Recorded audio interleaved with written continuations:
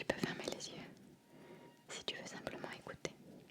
Mais si tu veux réellement résoudre cette enquête, je te conseille de rester attentif parce que le premier indice va arriver beaucoup plus tôt que tu ne le penses. Allez, c'est parti. Chapitre 1, la chambre 17. Nous sommes le vendredi 14 novembre. Il est exactement 23h48 lorsqu'un appel est passé à la police. L'appel provient d'un petit hôtel que l'on appelle l'hôtel des Falaises. Un établissement isolé situé à quelques kilomètres d'une ville côtière.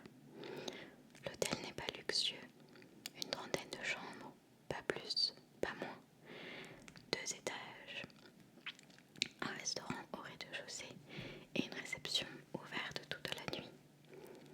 Et à cette période de l'année, presque aucun touriste. Le vent souffle très fort ce soir-là. Il pleut. Ploc, ploc, ploc, ploc, ploc, ploc, ploc, ploc, ploc. Il pleut depuis environ 19 heures et seulement 11 chambres sont occupées. À 23h48 donc, la réceptionniste appelle la police. Elle vient de découvrir le corps d'un client dans la chambre numéro 17 et son nom est Thomas Varenne. Thomas a 41 ans. Il est un journaliste indépendant et il est arrivé à l'hôtel 2 jours plus tôt, le mercredi après-midi très exactement. Lorsqu'il a réservé sa chambre, il a demandé quelque chose d'assez inhabituel. Une chambre au bout du couloir, loin de l'ascenseur, et surtout une chambre au calme. Au calme, au calme, au calme, au calme. La chambre 17 correspondait parfaitement. Lorsque les policiers entrent dans la pièce, ils découvrent Thomas au sol, allongé près du bureau. Il porte encore de ses vêtements, une chemise noire, un pantalon noir et un pull gris. À proximité du corps se trouve une tasse de café renversée. Sur le bureau, son ordinateur est ouvert, mais la chaise est renversée et la fenêtre en face du bureau est fermée. Toutefois, il n'y a aucune trace d'effraction et la porte d'entrée n'a pas été forcée. Le médecin estime rapidement que Thomas est mort entre 22h45 et 23h15. La cause du décès semble être un violent traumatisme à la tête. Un traumatisme crânien. Mais voici quelque chose d'étrange. L'objet utilisé pour le frapper n'est pas dans la chambre, donc l'arme du crime a disparu. Pourtant, le portefeuille, la montre, son ordinateur, ses bijoux et les objets importants n'ont pas été volés. Donc toi, qui es un bon enquêteur, tu dois comprendre qu'il ne s'agit pas d'un cambriolage. Et très rapidement, on découvre quelque chose qui va complètement changer la direction de l'enquête. Thomas n'était pas venu dans cet hôtel pour prendre des vacances. Il venait rencontrer quelqu'un. Et il en avait peur, très peur. Chapitre 2, le journaliste. Dans le sac de Thomas, les policiers trouvent un carnet. La majorité des pages contiennent des notes liées à son travail, mais les dernières sont très différentes. Sur l'une d'elles, Thomas a écrit « Ouvrez les guillemets. Il sait que j'ai compris. Fermez les guillemets. » Sur la suivante, ouvrez les guillemets. Vendredi, hôtel, 22h30. Il apportera l'épreuve. Fermez les guillemets. Et enfin, sur la dernière page, une seule phrase. Si quelque chose m'arrive, regardez les horaires. Je répète, si quelque chose m'arrive, regardez les horaires. Souviens-toi bien de cette phrase. Les enquêteurs apprennent que Thomas travaillait depuis plusieurs mois sur une affaire locale. Laisse-moi te la conter. Il y a 3 ans, un homme appelé Julien Marot est mort dans un accident de voiture.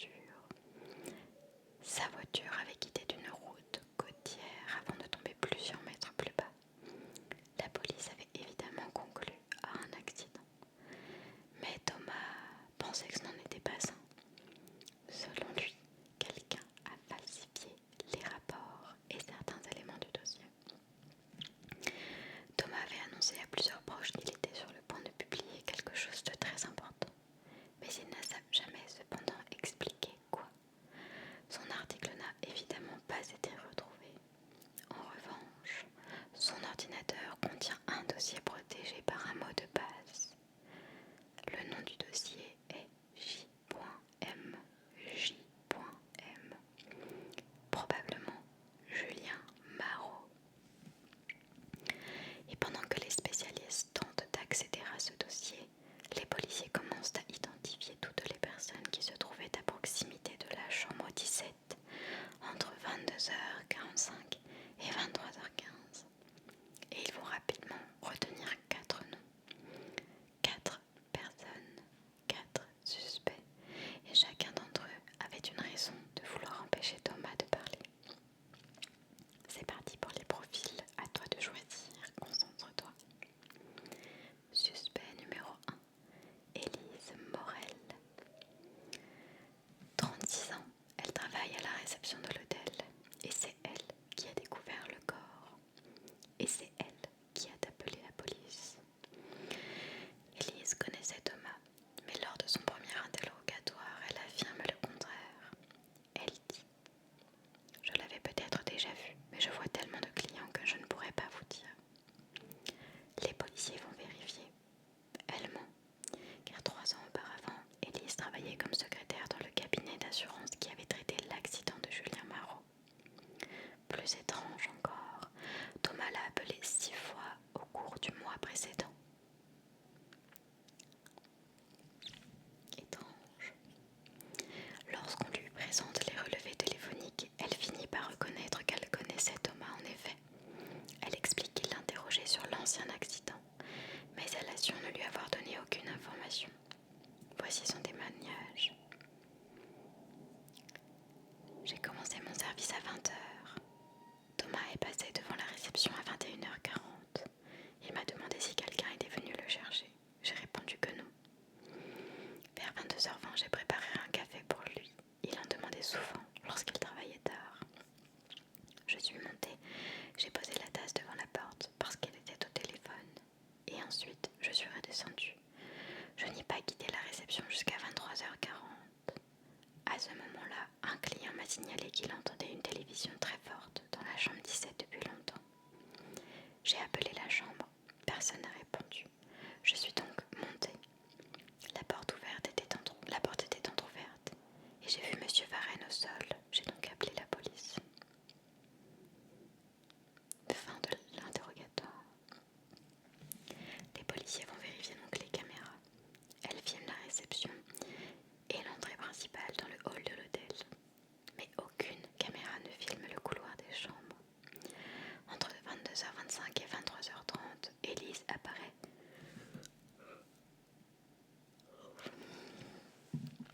Élise apparaît presque constamment derrière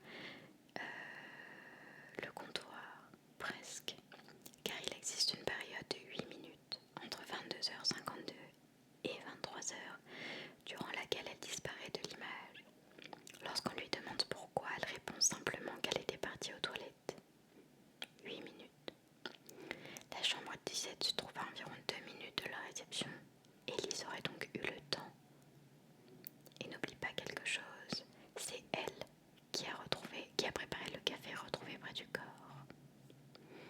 Suspect numéro 1, Élise Morel. À toi de jouer.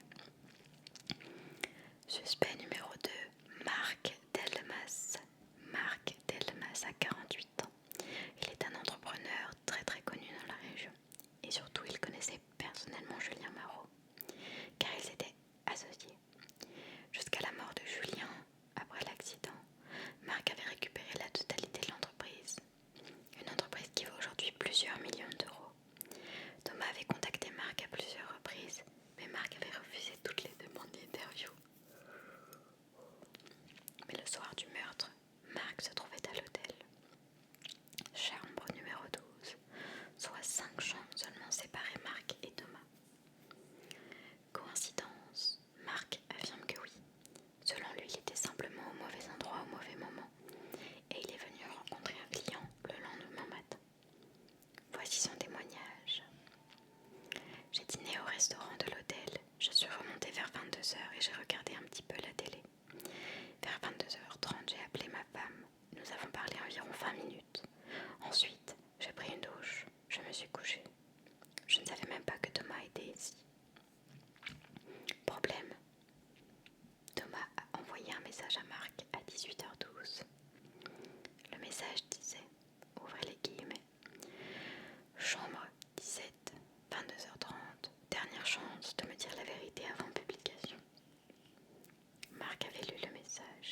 n'avait pas répondu. Lorsqu'on lui montre le téléphone, il change légèrement sa version. Il reconnaît avoir su que Thomas était présent, mais il nie être allé dans la chambre. Les policiers vérifient ensuite son appel avec la femme. Il existe bien, il commence à 22h31 et se finit à 22h54. À première vue, c'est un excellent alibi. Sauf que la mort a eu lieu entre 22h45 et 23h15. Donc Marc aurait pu quitter sa chambre juste après l'appel. Autre élément étrange, un employé de l'hôtel affirme avoir aperçu Marc dans les couloirs aux alentours de 23h. Marc affirme que c'est impossible car il était sous la douche. Enfin, dans la poubelle de sa chambre, les policiers retrouvent un morceau de papier déchiré sur lequel Thomas avait écrit « Je sais ce que vous avez modifié dans le rapport ». Marc prétend n'avoir jamais vu ce papier. C'était le suspect numéro 2, Marc Delmas. On passe au suspect numéro 3, Claire Varenne. Claire a 39 ans. Elle est l'ex-femme de Thomas. Ils se sont séparés un an auparavant et cela s'est très mal passé. Ils étaient encore en conflit au sujet de la vente de leur ancienne maison. Mais ce n'est pas tout. Les policiers découvrent que Thomas avait souscrit une assurance vie plusieurs années auparavant. Bénéficiaire, Claire. Montant 250 000 €. Claire se trouvait elle aussi dans l'hôtel. Mais contrairement à Marc, elle ne dormait pas sur place. Elle affirme être venue parce que Thomas lui avait... Elle affirme être venue car Thomas le lui a demandé. Selon elle, il voulait lui remettre des documents avant de publier son enquête. Voici ce qu'elle raconte. Je suis arrivée vers 22h15. Thomas m'avait demandé de venir. Je suis montée dans la chambre. On a parlé peut-être 20 minutes. Il était nerveux et regardait tout le temps son téléphone. Il m'a dit qu'il attendait quelqu'un. À un moment, nous nous sommes disputés car je voulais qu'il arrête cette enquête. Il recevait des menaces depuis plusieurs semaines et je lui ai dit qu'il était complètement obsédé. Je suis partie, énervée, et il était vivant lorsque j'ai quitté la chambre, je le jure. La caméra du hall montre effectivement Claire entrant dans l'hôtel à 22h17, mais sortant à 22h51. Elle avait donc passé environ 30 minutes à l'intérieur, mais impossible de savoir précisément quand elle a quitté la chambre 17. Plus inquiétant, un client de la chambre 16 affirme avoir entendu une dispute, une voix masculine et féminine, et ensuite un bruit violent. Et c'était à 22h47. Claire affirme que le bruit était simplement une chaise que Thomas avait renversée pendant la dispute. Peut-être. La chaise retrouvée renversée dans la chambre pourrait correspondre, mais 22h47 se situe exactement dans la période estimée du décès. Claire quitte ensuite l'hôtel 4 minutes plus tard, et lorsqu'elle est interrogée, les policiers remarquent une petite tache sombre sur la manche de son manteau. Elle affirme qu'il s'agit de vin. Le manteau est envoyé au laboratoire. C'est la suspecte numéro 3, Claire Varenne. Et enfin, suspect numéro 4, Nicolas Reynaud. Le quatrième suspect est probablement le plus étrange. Nicolas Reynaud a 52 ans et c'est un ancien policier, aujourd'hui agent de sécurité privée. Et 3 ans auparavant, Nicolas faisait partie des policiers ayant travaillé sur l'accident de Julien Marot. C'est le même qui lui avait rédigé une partie du rapport. C'est même lui qui avait rédigé une partie du rapport. Thomas avait essayé de l'interroger plusieurs fois, mais Nicolas avait toujours refusé. Mais le soir du meurtre, il était au restaurant de l'hôtel, selon lui. Selon lui, un pur hasard. Voici le témoignage. Je suis arrivée à 21h30 et j'ai mangé seule. J'ai quitté le restaurant vers 22h40 et ensuite je suis sortie directement de l'hôtel. Je n'ai jamais parlé à Thomas ce soir-là et je ne suis pas montée au premier étage. Les caméras montrent Nicolas entrant à 21h34. Mais il y a un problème. La caméra qui filme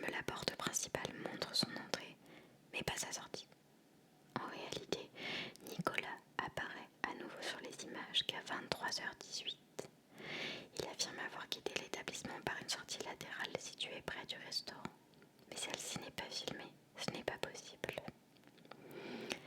Les policiers découvrent ensuite quelque chose. Dans la poche du manteau de Thomas. Une carte de visite, celle de Nicolas. Au dos, une phrase manuscrite. 22h30, je parlerai, mais venez seul. Lorsqu'on lui montre la carte, il reste silencieux pendant 1 minute et il avoue. Oui, il devait rencontrer Thomas, mais il affirme avoir changé d'avis. Il dit être arrivé jusqu'à l'escalier. Escalier, c'est un bon mot ça. Puis avoir eu peur des conséquences et elle serait partie sans se montrer. Est-ce vrai? Ou Nicolas est-il la dernière personne à avoir vu Thomas vivant? Nous avons maintenant 4 suspects. Élise, Marc, Claire et Nicolas. Et à ce stade, chacun peut être coupable, mais nous n'avons pas encore examiné les indices. Attention, cela commence à être vraiment intéressant. Chapitre 3, les indices. Les techniciens commencent par examiner la chambre. La porte ne présente aucune trace d'effraction. Thomas connaissait donc probablement le meurtrier, ou au minimum il lui avait ouvert volontairement. Sur le bureau se trouvent 2 verres, mais un seul a été utilisé. La tasse de café préparée par Élise est au sol, et lorsqu'elle est analysée, les enquêteurs font une découverte. Le café contient un puissant somnifère. Une quantité suffisamment importante pour provoquer rapidement une somnolence importante, mais pas suffisante pour tuer. L'autopsie révèle cependant quelque chose d'encore plus intéressant. Thomas n'a presque pas du tout bu le café. La quantité de médicaments présents dans son organisme est très faible. Il avait donc bu 1 ou 2 gorgées seulement. Quelqu'un a donc essayé de le droguer, mais cela ne s'est pas passé comme prévu. Élise devient immédiatement très suspecte. Après tout, c'est elle qui a préparé le café. Mais elle affirme simplement avoir posé la tasse sur un plateau devant la chambre. Donc quelqu'un d'autre aurait pu verser le produit.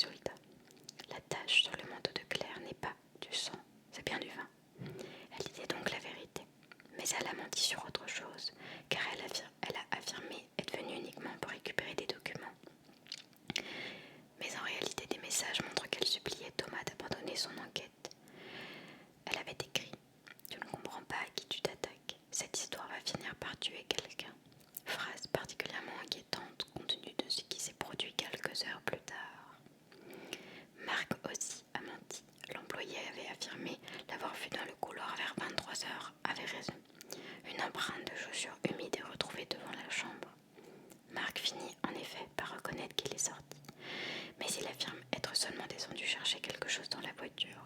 Il nie être entré dans la chambre 17. Mais quelque chose de fou, Nicolas aussi a menti. Il a bien rencontré Thomas. Les enquêteurs retrouvent sur le bureau un petit bouton métallique. Il correspond au bouton de la veste de Nicolas. Et lorsque l'on examine la veste, il en manque un. Nicolas craque, modifie son témoignage. Encore une fois. Oui, il est monté. Oui, il est entré dans la chambre 17. Mais il affirme que Thomas était vivant lorsqu'il est parti. Selon lui, leur conversation n'a duré que quelques minutes. Thomas voulait savoir si le rapport sur la mort de Julien avait été modifié. Nicolas reconnaît finalement que oui, car une partie du rapport avait été falsifiée, mais pas par lui. Il affirme avoir reçu des pressions et Thomas voulait un nom. Nicolas lui aurait donné le nom. Quel nom? Nicolas refuse de le dire. Et enfin, Élise, la réceptionniste, les enquêteurs fouillent le casier, trouvent une boîte de médicaments, le même type de somnifère que celui retrouvé dans le café. À ce moment-là, l'affaire semble presque résolue, car Élise avait le médicament, elle a préparé le café et elle a disparu de la réception pendant 8 minutes. Et c'est elle qui a découvert le corps. Mais quelque chose ne colle pas. Et Thomas lui-même nous avait prévenu. Souviens-toi de ce qu'il était écrit dans le carnet. Si quelque chose m'arrive, regarde les horaires. Alors on va regarder les horaires tout de suite. Chapitre 5, la chronologie. Écoute attentivement. 21h34, Nicolas entre dans l'hôtel. 22h17, Claire entre. 22h20, Élise prépare le café. 22h30, heure prévue du rendez-vous entre Thomas et Nicolas. 22h31, Marc appelle sa femme. 22h43, Thomas reçoit « Je suis là, ouvre ». 22h44, il répond « 1 minute ». 22h47, le voisin entend la dispute entre Thomas et Claire et un bruit violent. 22h51, Claire quitte l'hôtel. 22h52, Élise disparaît de la caméra. 22h54, l'appel de Marc avec la femme se termine. 23h, Élise réapparaît derrière la réception. Vers 23h, un employé aperçoit Marc dans le couloir. 23h18, Nicolas apparaît finalement sur une caméra extérieure. 23h40, un client se plaint de la télévision. 23h48, la police est appelée. Maintenant, c'est à toi de jouer. Tu as tous les indices, tous les mensonges et toutes les clés pour réussir car j'ai confiance en toi. Tu es le meilleur détective de toute la ville. Tu peux mettre la vidéo en pause. Qui ment? Et surtout quel mensonge prouve réellement quelque chose? Parce qu'un suspect peut mentir sans être le meurtrier. Claire, Marc, Nicolas et Élise ont menti, mais une seule personne a commis le meurtre. Avant de te donner la réponse, il te reste 3 informations, et l'une d'elles devrait te permettre de résoudre l'affaire. Chapitre 6. Les 3 derniers indices qui vont t'aider à résoudre ton enquête. Premier indice. Le téléphone utilisé pour envoyer le message « Je suis là, ouvre » est finalement retrouvé. Il était caché dans un hôtel à environ 2 km, dans un endroit à environ 2 km de l'hôtel. Aucune empreinte n'est exploitable malheureusement. Mais les enquêteurs récupèrent les données de connexion à 22h43. Lorsque le message est envoyé, le téléphone est connecté à une antenne couvrant l'hôtel. Ça ne nous aide pas beaucoup. Mais le téléphone avait été activé une première fois 3 jours auparavant. Et ce jour-là, il était connecté pendant plusieurs heures à une antenne située près du bureau de Marc Delmas. À toi de faire tes conclusions.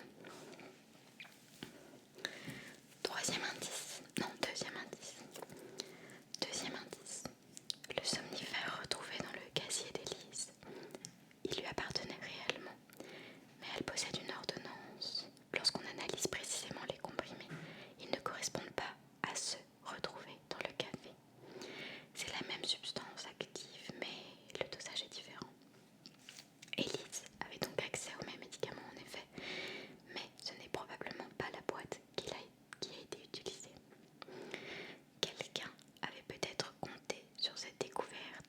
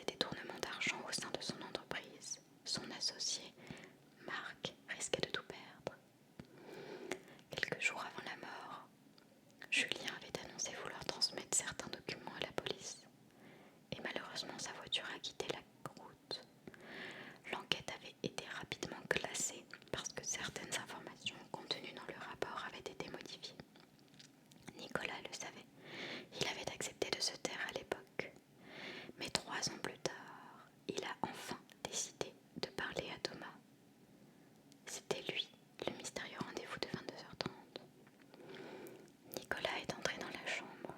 Son bouton s'est détaché lors d'une discussion tendue. Mais Nicolas n'a pas tué Thomas et lui a donné l'information qu'il était venu chercher, puis il est parti. Claire, elle, était déjà présente. Elle avait peur, elle savait que Thomas recevait des menaces. Ils se sont disputés à 22h47. Thomas renverse la chaise. C'est le bruit entendu par le voisin. Claire part à 22h51. La caméra la filme quittant l'hôtel. Thomas est encore vivant. Puis vient Élise à 22h52. Elle quitte effectivement la réception. Elle n'était pas aux toilettes. Elle monte voir Thomas parce qu'elle aussi avait quelque chose à lui avouer. 3 ans auparavant, elle avait travaillé pour la compagnie d'assurance. Elle avait conservé une copie du document original concernant l'accident. Thomas lui avait demandé cette copie. Élise avait peur de la lui remettre. Mais ce soir-là, elle change d'avis, monte, et Thomas est encore vivant. Il parle jusqu'à 22h56, et le voisin entend Thomas dire « Vous n'auriez jamais dû venir ici ». Mais Thomas ne parle plus à Élise. Il regarde quelqu'un qui vient d'apparaître derrière elle, dans l'encadrement de la porte. Marc. Élise panique, quitte la chambre. Voilà pourquoi elle est retournée à la réception à 23h. Et voilà pourquoi elle mentira ensuite, car elle savait que si elle reconnaissait être entrée dans la chambre quelques minutes avant la mort, elle deviendrait immédiatement suspecte. Et elle avait raison. Mais Marc reste avec Thomas, et maintenant, regarde l'heure. L'appel avec sa femme s'est terminé à 22h54. Marc avait construit son alibi autour de cet appel, mais l'erreur est simple. L'appel ne couvrait pas toute la période du meurtre. Thomas le savait. C'est pour ça qu'il a mis regarder les horaires. Thomas confronte Marc avec ce que Nicolas vient de lui révéler. Il annonce que l'article sera publié, mais comprend que tout est terminé. L'entreprise, sa réputation et sa liberté. La dispute éclate. Marc aperçoit le presse-papier en bronze sur le bureau. Le petit phare. Il le saisit, frappe Thomas une seule fois et il s'effondre. Marc réalise alors qu'il doit faire croire que plusieurs personnes auraient pu commettre le meurtre. Il allume la télévision très fort, prend le presse-papier avec lui et surtout, il sait que le café a été drogué parce que c'est lui qui avait versé le somnifère plus tôt dans la soirée. Son plan initial n'était probablement pas de tuer Thomas dans la chambre. Il voulait l'endormir suffisamment pour accéder à son ordinateur et supprimer les documents. Mais Thomas n'a presque rien bu. Un employé le voit Marc dans le couloir vers 23h. Il retourne dans sa propre chambre et attend. Il pense que les autres suspects suffiront à brouiller les pistes. Claire avec la dispute, Nicolas avec le rendez-vous secret et Élise avec le café. Et en plus, tous les trois ont menti. C'était presque parfait. Mais Marc avait commis plusieurs erreurs. Le téléphone anonyme s'était connecté près de son entreprise. Il avait été vu dans le couloir et possédait des morceaux des notes de Thomas. Les policiers fouillent finalement la voiture de Marc, retrouvent le presse-papier